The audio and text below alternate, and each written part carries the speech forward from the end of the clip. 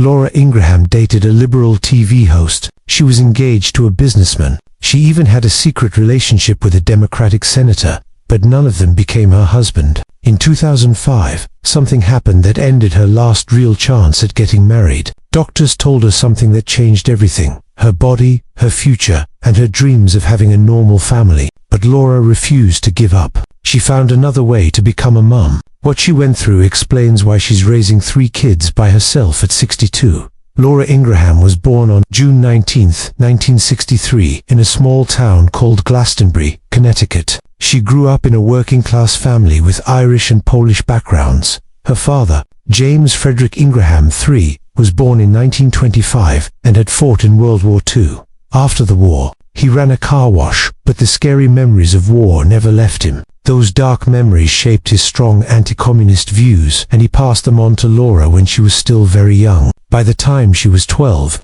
she was already reading books by conservative writers like William F. Buckley. Her mother, Anne Caroline Kak, worked as a waitress and came from a family of Polish immigrants. She worked hard for her children until she died in 1999.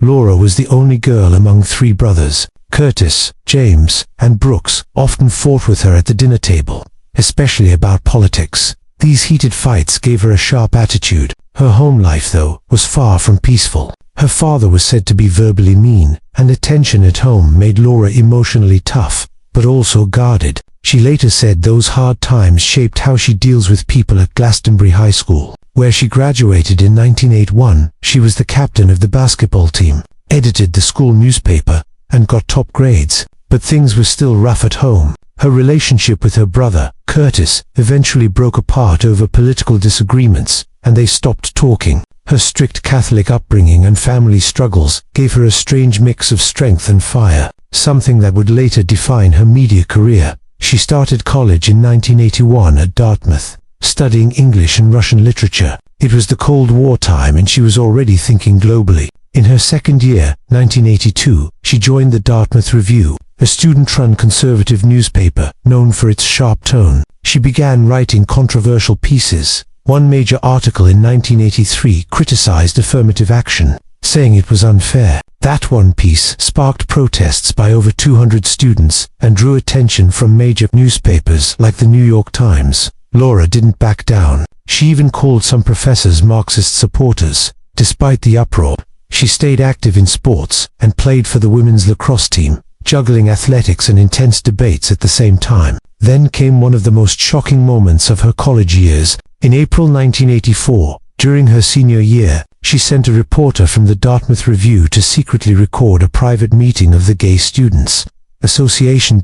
There were about 15 people there, many of them closeted and looking for a safe space. But the transcript got published, and she referred to them in a mocking tone. Over 500 students protested, and a criminal investigation began over possible illegal recording. Still, Laura defended it as freedom of the press, saying public funding made it fair game. Even a faculty advisor said her actions were extremely anti-gay. More than 1,000 people signed a petition demanding action, and it became her first major media scandal. It was clear she had no fear of controversy. Later that year, in fall 1984, she became the editor-in-chief of the Dartmouth Review. She started pulling bold stunts. In one event, she dressed as Fidel Castro with a fake beard and cigar, making fun of communists. Over 100 people protested, and the paper got sued multiple times. One professor filed a $100,000 lawsuit in 1985, saying the paper falsely called him a communist supporter.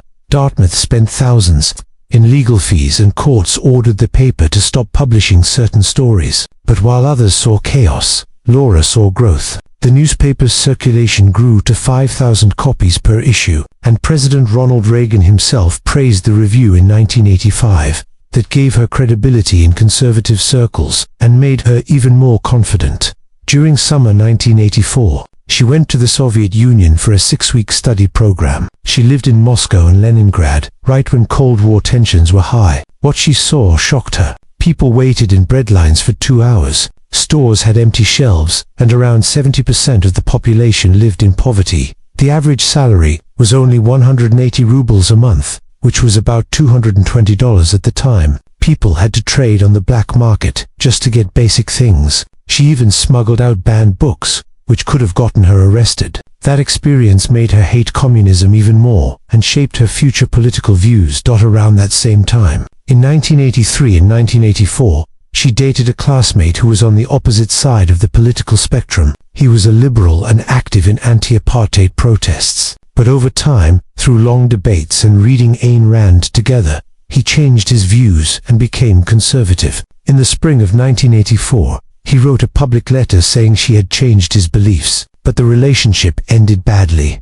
That summer, he accused her of manipulating him, saying she isolated him from his liberal friends. Some even compared it to cult behavior. Their arguments happened in front of dozens of classmates. People called it her first ideological conquest. It showed how persuasive and polarizing she could be even back then. After graduating from Dartmouth in 1985, Laura went straight to the University of Virginia School of Law. It was known for having a conservative edge. She graduated in 1991 with a law degree. While studying, she served as notes editor for the Virginia Law Review and wrote strong pieces about judicial restraint, pushing back against liberal views. She took classes like criminal procedure with Professor William Stuntz, and said later that those classes sharpened her for media debates. Her classmates often saw her driving around in a Honda with the license plate barked, showing just how boldly she wore her beliefs. There were even rumors that her loud conservatism caused so much tension in class that it almost cost her a leadership role at the Law Review. But she powered through and made important connections that helped her later in Washington. In 1989, while still at UVA, she started working as a speechwriter for Edwin Meese III, who had served as Ronald Reagan's Attorney General. She worked at the Domestic Policy Council, helping write speeches about school vouchers and education reform. She wanted schools to focus on traditional values and less federal control. At just 26, she already had an office in the White House.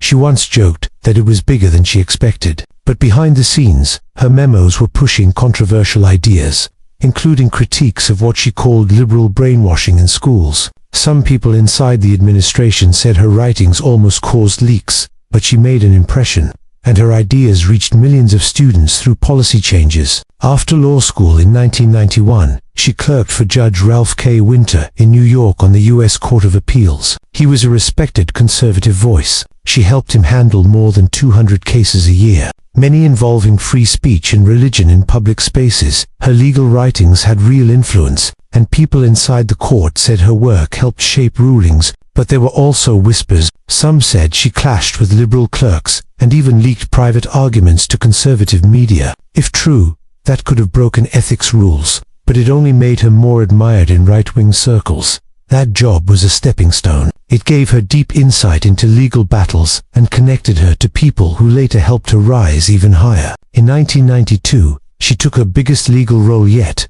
clerk for Supreme Court Justice Clarence Thomas. He had just joined the court after a tough confirmation process in 1991.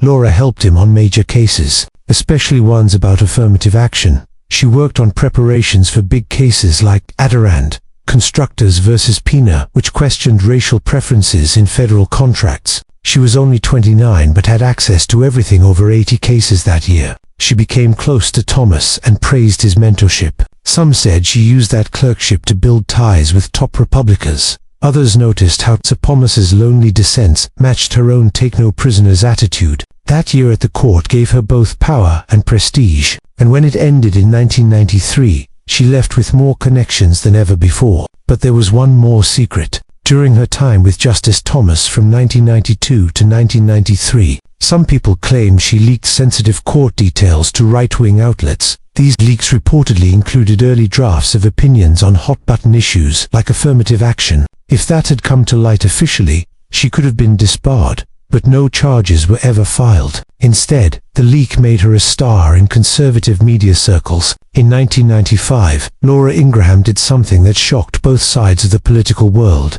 After working as a law clerk, she joined the New York Times as a contributing writer. She wasn't like the others there. Her views were sharp, conservative, and bold. She even co-wrote a piece criticizing General Colin Powell, calling him a problem for the Republican Party. But after just 6 months, she quit. She later said the place was hostile toward people like her. That same year, the Times magazine put her on the cover with 4 other young conservatives, including David Brock and Rush Limbaugh's producer, James Golden. The article tried to show her as a new voice, but critics focused more on her looks than her views. Still, in those 6 months, she wrote a dozen hard-hitting